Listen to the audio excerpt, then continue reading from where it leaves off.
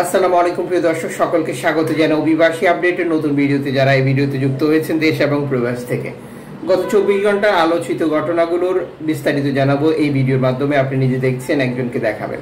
ভিডিওটি শেয়ার করে চ্যানেলটি সাবস্ক্রাইব করবেন, ফেসবুক পেজটি ফলো করবেন আমাদের প্রতিদিনের ভিডিও প্রতিদিন দেখার জন্য। সেপ্টেম্বর মাসের 6 তারিখ আপনি কোন দেশ থেকে এই ভিডিওতে যুক্ত হয়েছেন কমেন্টস করবেন, ইনশাআল্লাহ আপনার কমেন্টসে রিপ্লাই করব। তুরস্ক থেকে গ্রিস, লিবিয়া থেকে ইতালি, তিউনিসিয়া থেকে ইতালি, আফ্রিকার বিভিন্ন দেশ ব্যবহার করে স্পেনে প্রবেশ ধারাবাহিকভাবে গত কয়েক সপ্তাহে লাফিয়ে লাফিয়ে বৃদ্ধি পেয়েছে। শরণার্থী প্রবেশের পরিসংখ্যান অনেক ভালো আলহামদুলিল্লাহ, তবে নিখোঁজ এবং মৃত্যুর তালিকা নেহাত কম নয়। লাফিয়ে লাফিয়ে নিখোঁজ এবং মৃত্যুর তালিকাও বৃদ্ধি পাচ্ছে। তুরস্ক থেকে গ্রিসে শরণার্থী নৌকাডুবি মৃত্যু, গ্রিস কর্তৃপক্ষ কোনো ধরনের সহযোগিতা করছে না। লিবিয়া থেকে ইতালি নৌকাডুবি মৃত্যু, শরণার্থী উদ্ধারে এনজিও সংস্থাগুলোর সুযোগ পাচ্ছে না। ইতালি সরকারের কূটকৌশলের কারণে লিবিয়ান কোস্টগার্ডের অত্যাচার।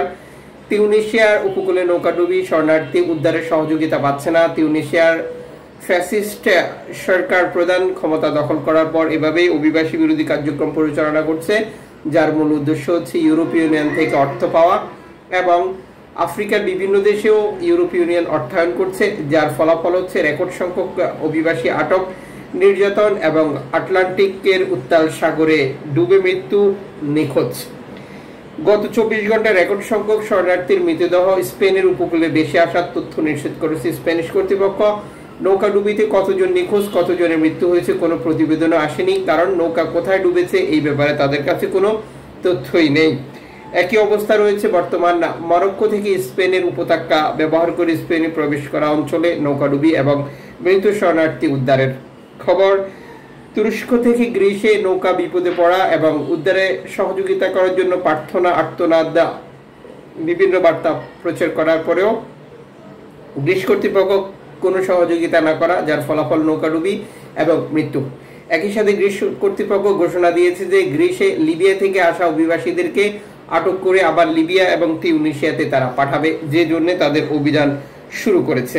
এদিকে লিবিয়া থেকে গেম দিয়ে ইতালি আসার পথে অনিয়মিত যে অভিবাসী তাদেরকে এনজিও সংস্থাগুলো ধারাবাহিকভাবে উদ্ধার করছে। উদ্ধারকৃত অভিবাসীদেরকে ইতালি কর্তৃপক্ষের দেওয়ার সিদ্ধান্ত অনুযায়ী ইতালিতে নামিয়ে দেবে, আর এভাবেই তারা কাজ করে আসছে। সাম্প্রতিক সময় লিবিয়া থেকে গেম দিয়ে ইতালির পথে নিখোঁজ এবং মৃত্যুর তালিকা বৃদ্ধি পাওয়া নিয়ে এনজিও সংস্থা বারবার ইউরোপীয় মানবাধিকার কমিশন এবং আন্তর্জাতিক মানবাধিকার কমিশনের কাছে যে বার্তাগুলো পাঠাচ্ছে, এগুলোকে আসলেই তাদের কাছে যায় নাকি তারা দেখেও না দেখার ভান করে। মূলত এই জটিলতা সৃষ্টি হয়েছে তথাকথিত চুক্তির নামে লিবিয়ার সাথে ইতালির এবং তিউনিসিয়ার সাথে। একইভাবে এনজিও সংস্থাগুলোর কার্যক্রমে বাধা সৃষ্টি করার জন্য কঠোর ডানপন্থী জর্জিয়া মেলোনির সরকার ক্ষমতা গ্রহণ করার পর একের পর এক বিধিনিষেধ বা নতুন নতুন সিদ্ধান্ত। এরপরেও গেম অব্যাহত রয়েছে। শরণার্থীরা ভূমধ্যসাগর ব্যবহার করে ইতালিতে প্রবেশ করছে, আর এটি অব্যাহতই থাকবে।